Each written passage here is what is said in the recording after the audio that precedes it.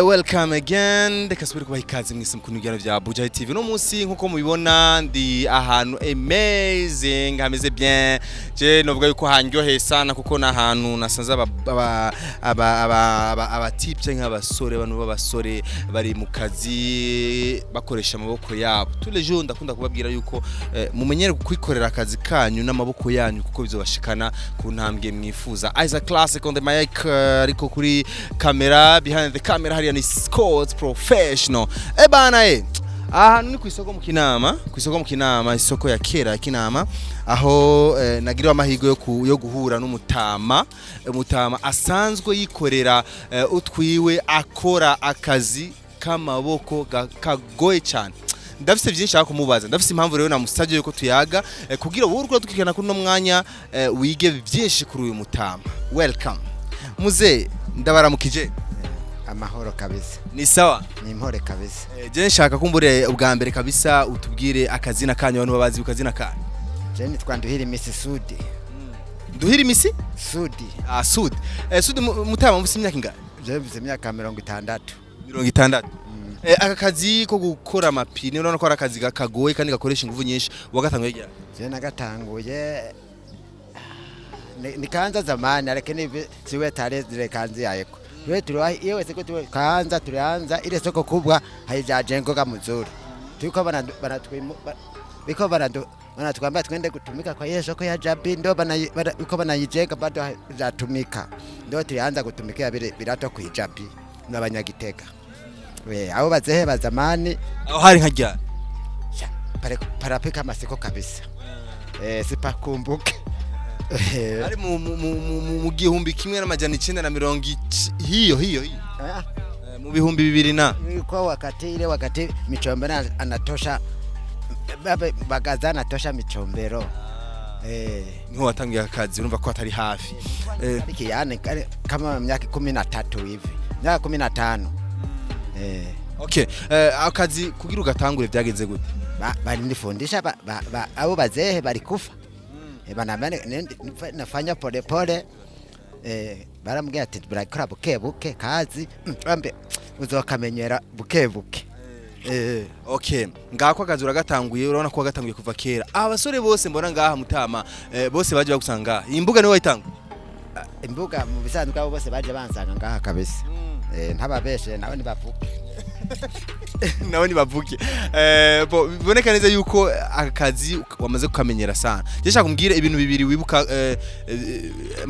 akazi kose kaba gafite challenge canke ibintu bibabaje waciyemwo. Ibihe bibabaje waciye muri kano kazi nibihe mta? Ibintu yabaje zamani kopa bambu bwa mbere twararonka amapine neza ariko ubu turayabura. Sasa leo tukakata twararonka amapine ya rumoroke bire byagangi kabisa, kibitumika unapita na umia hapa patrine hapa.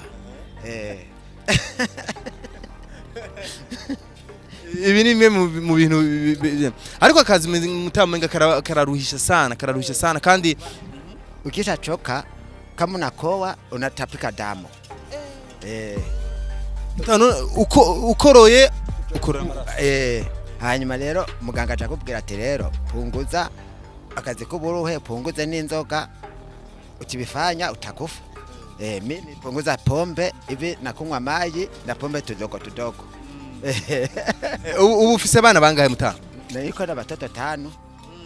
John niko mukubwa sana. Niko na myaka 13 na 5. 13 ndo myaka mingapi?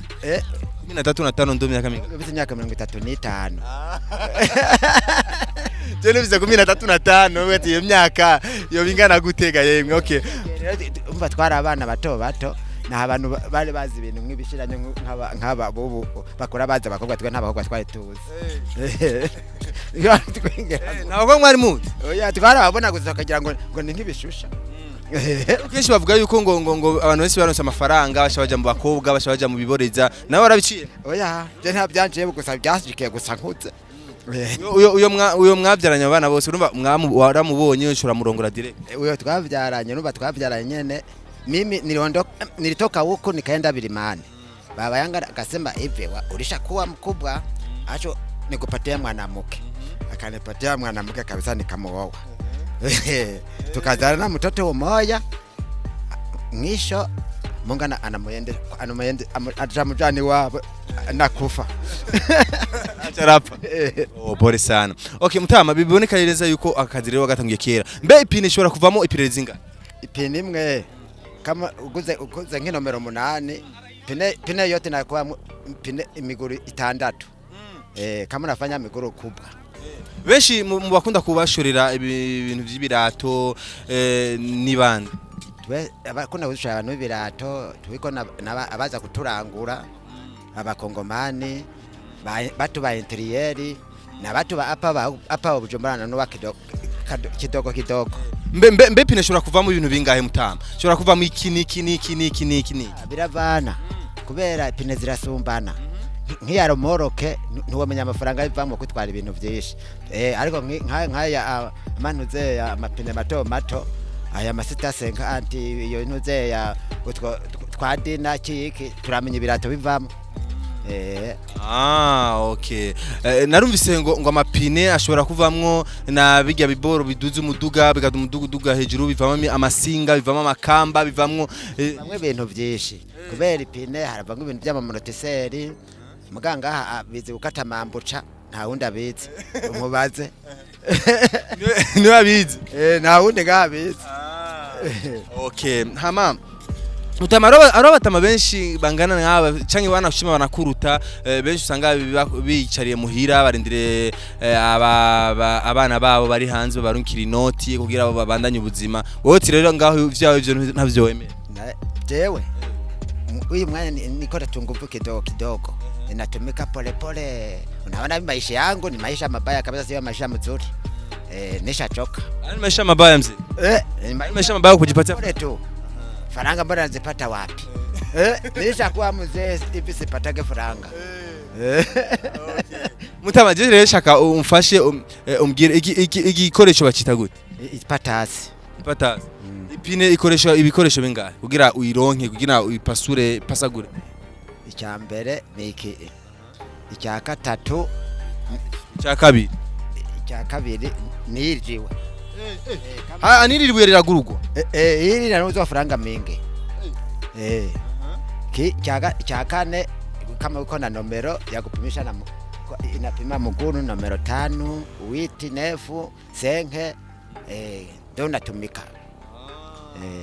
Okay, bisigura rero yuko ari abantu bari kwarakurikirana Bujahi TV bari hanze ashaka umurungikire ibi birato kuko kenshi bikunda kuboneka nk'iza Buraya za hehe vyogenda gute nk'ikirato umuntu agishaka ari hanze kuko ari abantu benshi bakurikirana Bujahi TV babaha izi nomero 8 zi none birakunda ko bimushikira hanze kama yuko na vitu vya kumfika yuko vinaweza kufika kama haona okay. Nanuma twabigenza gute none twabigenza gute okay jeresha kumbwira uburyo vyogenda kugira umuntu ari nko muri Australia bimushikira gira shike muri Australia biravana n'ukuntu wewe vyiyumvira nkaje ntabyo nomenya kabisa no bambeshe.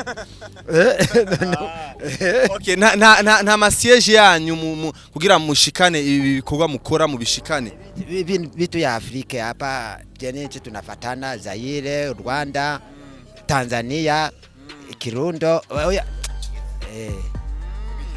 Okay, sawa. Urumva rero yuko ibikorwa musanze munakora bishikana kure kandi birakundwa. Mutama jere nshaka ubwira abatama canke abasore bakiri mu ngeso zo kwiba ubuhumbu eka nibindi batiyumvira yuko kumbere ikintu cyari cyo gishobora kuvamo amafaranga. Urabona nk'ibi bintu by'amapine wanashima abantu bashaka kubaza ati ipine riheze ku muduga base nta kundi ariko urabona ko barayita ariko urabona ko wewe ipine ushobora kuyikuramo ibintu byinshi cyane. Shaka umbwirira abantu bakiyayata n'ubuzima byakuyata n'ubuzima ntabibaho. Urabona nk'ubu ipine ivamwe ibintu byinshi iravamwe ibikwikiro by'umupanga.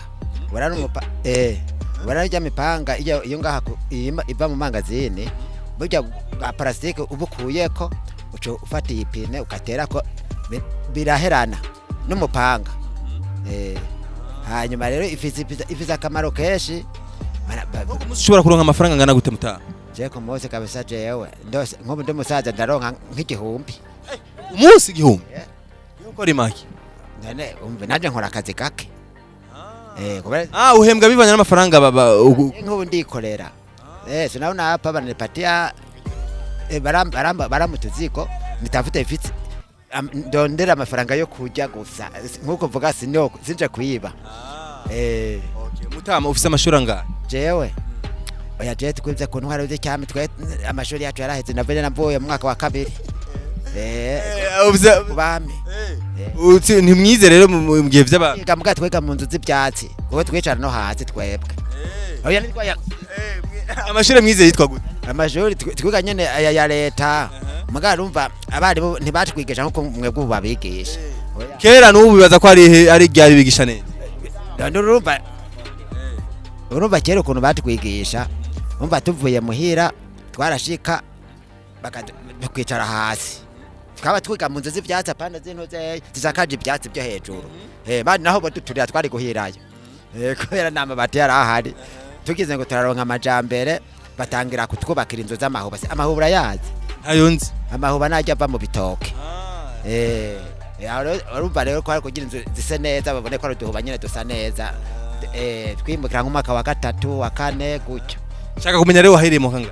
Je nahereye mu mwaka wa mbere hanyuma jewe 72 papa kugera umushoferi Bugande ko janje yambyariye Bugande agiye Bugande rero mukada we nawe aca adufata nabi twatangira kuyerera amashuri mva ntitwayakurikiranye niko bya wabaye mu Bugande igihe kingana gute? Je nayo navukiye je naje nduruyoya ikiganda cyo rakizi oya urumva papa yarongoye mama yamukuye mu Burundi amutwara ari inkumi mu Bugande hanyuma je amutera inda ari hariya hanyuma maze kuba umwana rero mutango yavura umva nta kigane mbanzi Tanzania niho namubagaje ne papa ko ntabana mama ari hehe iyo twari rero niho rero yanyukiye kuko naje naruzwe na nyogokura byara papa hajya mu zindi bizingahe muta ya jezi ikiri minzi cyane nzikirundi ni igiswahili nyari kidogo misi kwenda sikutembea nilisha hapa Burundi tu.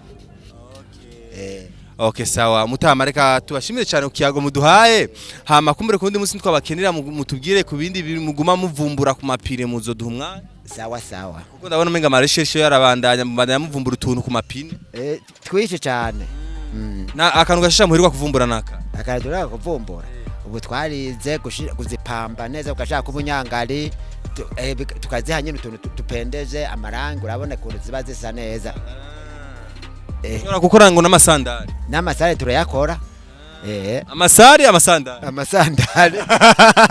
sawa Mutama shaka ubwire abantu bari kurakurikirana Bujahid TV ati mugire subscribe kuri Bujahid TV ko cyagiswa kacyongereza nzi novuga Bujahid TV basubira mu Bujahid TV